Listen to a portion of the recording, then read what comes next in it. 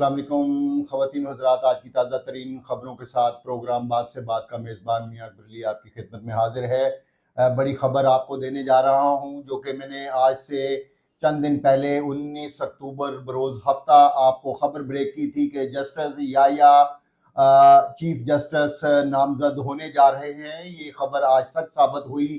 آج تمام میڈیا کے اندر اس بات کی تصدیق کر دی گئی کہ جسٹس یحییٰ کو چیف جسٹس نامزد کر دیا گیا ہے۔ خواتین و حضرات، بڑی خبر بریک کر رہا ہوں آپ کے ساتھ، جسٹس یحییٰ چیف جسٹس نامزد ہو گئے ہیں۔ میں آپ کو یہ بھی بتا رہا ہوں کہ یہ خبر ہم آپ سے 19 اکتوبر کو پہلے سے ہی بریک کر چکے ہیں۔ خواتین و حضرات، بڑی خبر ہے، جسٹس یحییٰ چیف جسٹس نامزد ہو گئے ہیں۔ خصوصی پارلیمانی کمیٹی نے وزیر اعظم کو نامرسال کر دیا، 2/3 اکثریت سے فیصلہ، ایک ووٹ صرف مخالفت میں آیا اور جسٹس یحییٰ جو ہے ان کو نامزد کر دیا گیا۔ ان کا یہ کہنا تھا کہ میرا اندازہ ہے کہ یحییٰ آفریدی نامزدگی قبول کر لیں گے۔ جسٹس منیب کے نام پر غور ہوا۔ خواجہ آصف کی طرف سے بھی یہ بیان آیا جس میں جسٹس یحییٰ سپریم کورٹ گروپنگ میں غیر جانبدار رہے۔ میں آپ کو یہ بھی خواتین و حضرات بتاتا چلوں، جسٹس یحییٰ اس سے پہلے سابق وزیر اعظم ذوالفقار علی بھٹو کی بربریت میں کے بینچ میں بھی شامل رہے ہیں۔ 12 رکنی کمیٹی ان کیمرہ اجلاس، طویل بحث سنی گئی۔ اتحاد کونسل کے 3 ارکان کا بائیکاٹ، بنانے کے لیے 4 رکنی وفد کی کوششیں بھی ناکام ثابت ہوئیں۔ خواتین و حضرات، جسٹس یحییٰ کے بارے میں بتایا جاتا ہے کہ نہایت ایماندار اور انصاف پسند شخصیت ہے۔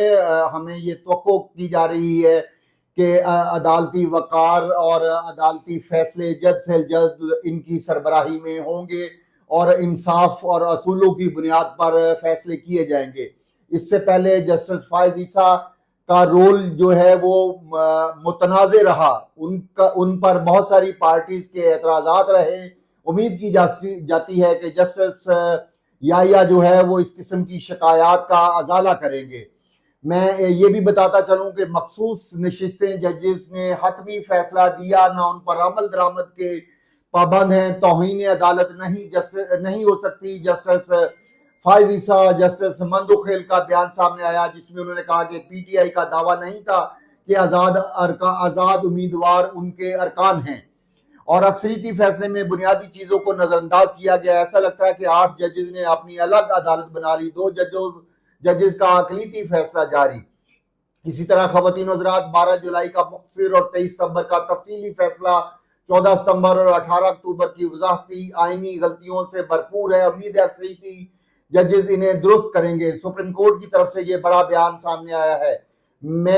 میرے ساتھ آپ ایک شخصیت کو دیکھ رہے ہیں جو کہ رانا نوید صاحب ہیں، سینئر دانشور اور تجزیہ کار ہیں۔ میں آج اس وقت ملک کے اندر جو عدالتی سسٹم کے اندر جو تبدیلیاں ہو رہی ہیں اس پر یہ گہری نظر رکھتے ہیں۔ ہم ان سے گفتگو کریں گے کہ جسٹس یحییٰ کے آنے سے کیا پی ٹی آئی جو ہے ان کو تسلیم کرے گی یا کہ پہلے جیسی محاذہ رائے کی صورتحال رہے گی۔ جی رانا نوید صاحب۔ جی بہت شکریہ میاں صاحب کہ آپ نے مجھے بولنے کا موقع دیا ہے۔ لیکن میاں صاحب، آپ کے جو سوالات ہیں بالکل وہ ایک ایسے سوالات ہیں کہ جو عام انسان اور ایک عام عوام جو ہے وہ ان تمام چیزوں کو سننا چاہ رہی ہے۔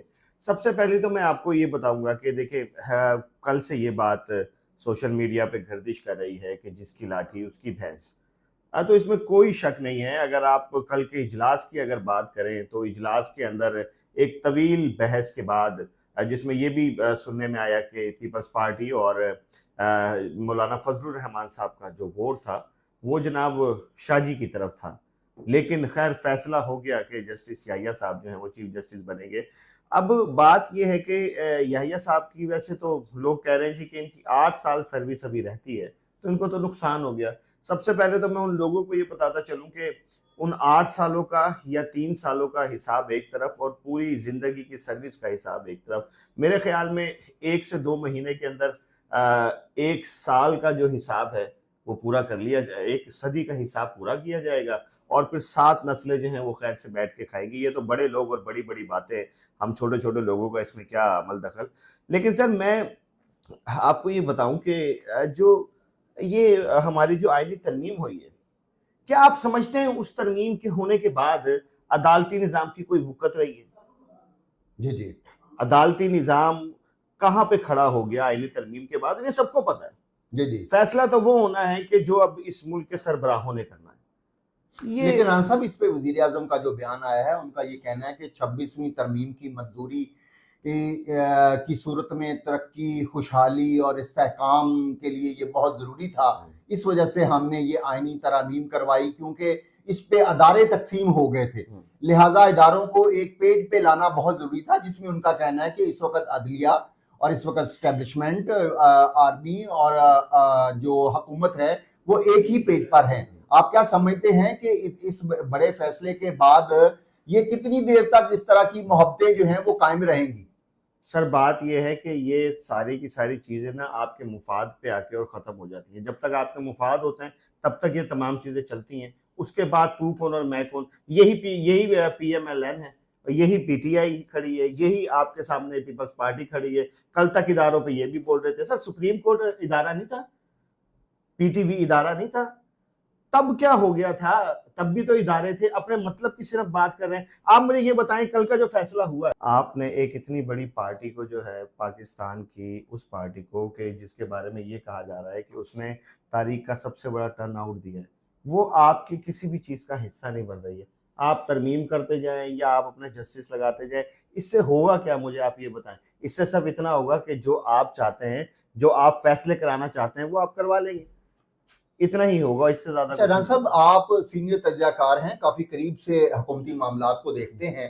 میں آپ سے یہ پوچھنا چاہوں گا کہ اس سے پہلے نون لیگ کی طرف سے اور پیپلز پارٹی کی طرف سے، ان کے سرکردہ رہنماؤں کی طرف سے یہ الزام عائد کیے جاتے تھے کہ عمران خان گورنمنٹ نے بہت زیادہ قرضے لیے ہیں مختلف ملکوں سے، آئی ایم ایف سے اور ادھر سے. لیکن میری معلومات کے مطابق شہباز حکومت ابتدائی 6 ماہ میں قرضوں میں نگرانوں کو اس وقت پیچھے چھوڑ چکی ہے.